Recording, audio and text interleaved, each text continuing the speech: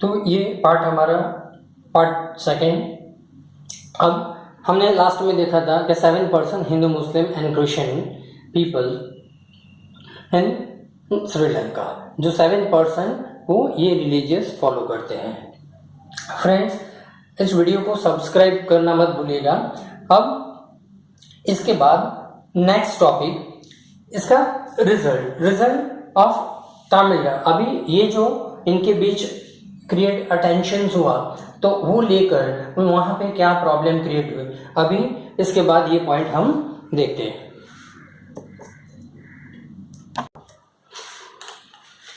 अब देखते हैं कि ये कॉन्फ्लिक्ट की वजह से श्रीलंका में क्या प्रॉब्लम क्रिएट हुआ। तमिल फेल्ट एलिनेटेड, यानी उनको लगता था कि संथाली उनको इग्नोर कर रहे हैं, उनको नो रिस्पेक्ट और no recognisation the language and culture. उनकी लैंग्वेज और कल्चर को रिकॉग्नाइज नहीं किया जाता था, कहीं पे भी जॉब की इक्वालिटी नहीं थी और फर्स्ट प्रेफरेंस सिंथालीज को दिया जाता था। दे begin a struggle for equality, इसलिए इन लोगों ने, जो सिंथालीज नहीं थे, उन लोगों ने एक स्ट्रगल स्टार्ट किया इक्वालिटी के लिए। But there demands were ignore, पर उनकी डिमांड को इग्नोर कर दिया वहाँ की गवर्नमेंट ने। कॉन्फ्लिक्ट्स बिकम मोर सीवियर इन 1980s, और इसका 1980s में ये जो कॉन्फ्लिक्ट है वो एकदम सीवियर हो गया। Now the civil war create between them, उनके बीच सिविल वॉर हुआ और उसकी वजह से thousands of people were killed from both sides, बहुत हजारों लोग दोनों साइड से मर गए। और इससे भी बड़ी बात यह है कि वहाँ की जो इकोनॉमी है, the flourishing economy of Sri Lanka had disappear, तो ये पूरा उनका इफेक्ट उनकी इकोनॉमी पे पड़ा। अब इसके बाद का नया टॉपिक लेते हैं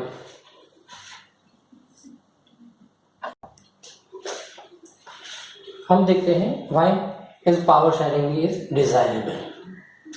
power sharing is a must in a democracy. तो ये जो है हमारा क्वेश्चन कि why power sharing is desirable. There are two set of reason, one is the prudential reason and second is the moral reason. अब prudential reason में देखते हैं, तो प्रूडेंशियल रीजन क्या है कि it reduce the possibility of conflicts. कि prudential reason क्या है कि इन कंट्रीज के बीच के जो कॉन्फ्लिक्ट्स हैं, धर्म, रिलीजियस है तो कुछ भी है, तो उनके बीच के या तो ग्रुप्स, सोशल ग्रुप्स, कुछ भी, तो उनके कॉन्फ्लिक्ट कम करता है। Second, the prevent the group from overstepping, यानी कि ग्रुप्स जो फॉर्म होते हैं उनसे वो प्रिवेंट करता है। फिर नो सिंगल ग्रुप सबवेंट, यानी कोई भी एक सिंगल ग्रुप सबसे ज्यादा पोजीशन नहीं रखता, पोजेस नहीं करता, यानी कि कोई एक ग्रुप के पास में पूरी उसका पावर आ जाए, तो ये ना हो, उसके लिए ये प्रूडेंशियल रीजन है। Fourth, when power is not shared, अगर जो पावर को हम शेयर नहीं करते, it apprise the minority and it even the majority tune. अगर जब ये पावर अगर शेयर नहीं होते तो वहां पे माइनॉरिटी, मेजॉरिटी, ये सारा खत्म, रीड हो जाता है। अब सेकंड उसके मोरल रीजन है। तो मोरल रीजन में फर्स्ट है the spirit of democracy are called power sharing, यानी कि डेमोक्रेटिक कंट्री के अंदर आपको मालूम है कि सारे पीपल, सारी जो जनता होती है, जो भी सारे सिटीजन्स हैं, उनके पास इलेक्शन के अंदर वो लोग पार्टिसिपेट हो सकते हैं। तो ये बहुत सबसे अच्छा जो डेमोक्रेटिक गवर्नमेंट है वर्ल्ड के मोस्ट ऑफली सारे कंट्रीज के अंदर ज़्यादातर डेमोक्रेटिक गवर्नमेंट है। Second, people who are affected by those policies, यानी तो कंट्रीज के अंदर जो भी ग्रुप लीडर होता है और उनकी गवर्नमेंट फॉर्म होती है, तो उनकी पॉलिसीज के हिसाब से चलना पड़ता है। Third point, citizen participation in is a must, यानी कि कंट्री का कोई भी सिटीजन उसका पार्टिसिपेंट बन सकता है और उसमें से सिटीजन को ही पार्टिसिपेंट बनना होता है।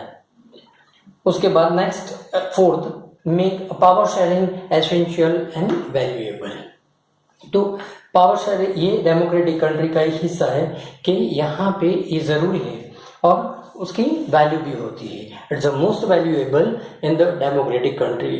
तो ये जो क्वेश्चन है, why is a power sharing is desirable या तो power sharing is a must in a democracy, तो इसमें आप ये पूरे आंसर दोनों प्रूडेंशियल रीजन और मोरल रीजन, अगर आपको एग्जाम में क्वेश्चन प्रूडेंशियल रीजन कोई ओनली फॉर आपको ये प्रूडेंशियल रीजन लिखना है, अगर आपको मोरल रीजन पूछते हैं तो आपको मोरल रीजन को ही लिखना है।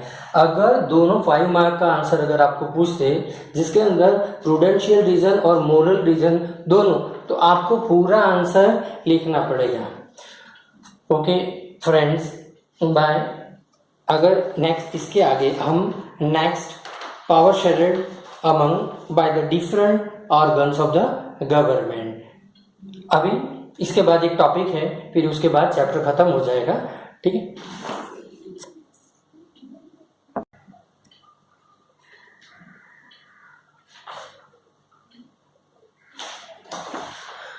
अब डिफरेंट गवर्नमेंट,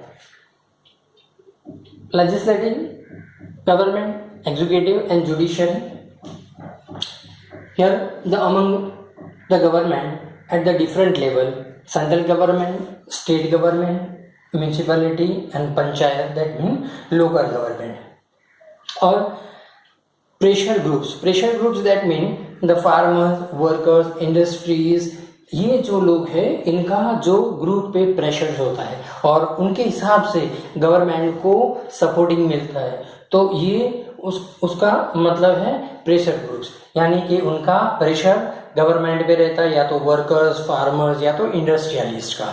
तो ये हमारा चैप्टर यहाँ खत्म होता है। So please subscribe my video.